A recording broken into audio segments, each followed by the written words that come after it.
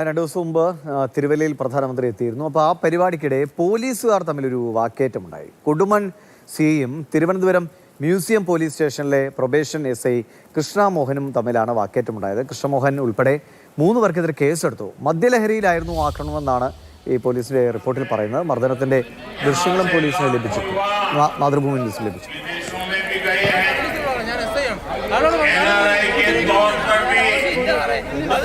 केरल की सेवा करते हैं, अपनी आय का बड़ा हिस्सा रेमिटेंस के तौर पर भेजते हैं। इसी का परिणाम है ये क्षेत्र बैंकिंग कैपिटल बनकर उभरा है। एक बहुत खतरनाक काम किया। मैं विस्तार से आपको ये बात आज बताना चाहता हूँ.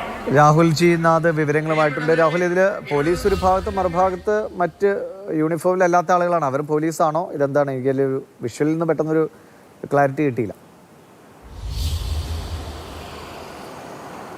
നിവീഷ്, ഇവിടെ മർദ്ദനം എന്നുള്ളതല്ല, വാക്കേറ്റം ഉണ്ടാകുന്നു. FIR-ൽ പറയുന്നത് ഇങ്ങനെയാണ്: വാക്കേറ്റം ഉണ്ടാകുന്നു, ഒപ്പം ഈ ഡ്യൂട്ടിയിൽ ഉണ്ടായിരുന്ന കൊടുമൺ CIയുടെ കൈക്ക് പിടിച്ചുകൊണ്ട് വാക്കേറ്റം നടത്തുന്നു, അസഭ്യം നടത്തുന്നു, താൻ പോലീസുകാരാണെന്ന് പറയുന്നു എന്നുള്ളത് തന്നെയാണ്.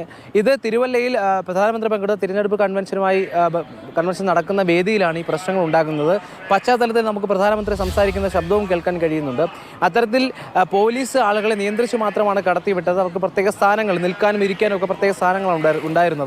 അത്തരത്തിലുള്ള മാനദണ്ഡങ്ങൾ തെറ്റിച്ചപ്പോഴാണ് ഇത്തരത്തിൽ യുവാക്കൾക്കെതിരെ പോലീസ് മാറി നിൽക്കണം, കൃത്യമായി പാലിക്കപ്പെടണം, നിയമം പാലിക്കണം എന്ന് പറയുന്ന തരത്തിലേക്ക് കാര്യങ്ങൾ പറഞ്ഞത്. ആ സമയത്താണ് പോലീസിന് നേരെ അസഭ്യവർഷവുമായി മുന്നിലേക്ക് വന്നത്. ഒപ്പം കയ്യേറ്റം ചെയ്യാനുള്ള ശ്രമം, കൈക്ക് പിടിച്ചുകൊണ്ട് കയ്യേറ്റം ഒരു ശ്രമം നടക്കുന്നു. ആ സമയത്താണ് താൻ പോലീസുകാരനാണെന്ന് പറയുന്നുണ്ട്. എന്തായാലും നിലവിൽ നമ്മൾ മനസ്സിലാക്കുന്നത്, ഇപ്പോൾ കേസ് എടുത്തിട്ടുണ്ട്. അതിൽ ഏറ്റവും പ്രധാനമായി തിരുവനന്തപുരം മ്യൂസിയം സ്റ്റേഷനിലെ പ്രൊബേഷൻ SI കൃഷ്ണമോഹൻ ഉൾപ്പെടെ 3 പേർ. അദ്ദേഹമാണ് പ്രധാനമായിട്ട് സംസാരിക്കുന്നതാണ്. അദ്ദേഹമാണോ ഈ പ്രൊബേഷൻ SI? അതെ, ആ കറുത്ത ടീഷർട്ട് ധരിച്ചയാളാണ് ഈ പ്രൊബേഷൻ SI. ആ SIക്ക് എന്തായാലും നടപടി നേരിടാനുള്ള സാധ്യത ഉണ്ട് എന്നാണ് മനസ്സിലാക്കുന്നത്.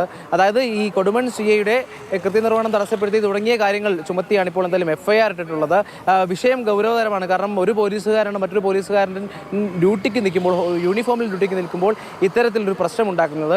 മദ്യപിച്ച ശേഷമാണ് ഈ പ്രശ്നമുണ്ടാക്കാൻ കാരണമായത് എന്ന തരത്തിൽ പോലീസ് പറയുന്നുണ്ട്. എന്തായാലും ഇതിൽ കേസെടുത്തപ്പോൾ 4 പേർക്കെതിരെ കേസെടുത്തു. അതിലൊരാൾ പോലീസുകാരനാണ് എന്നുള്ളത് തന്നെയാണ് വിഷയത്തിന്റെ ഗൗരവം വലുതാക്കുന്നത്.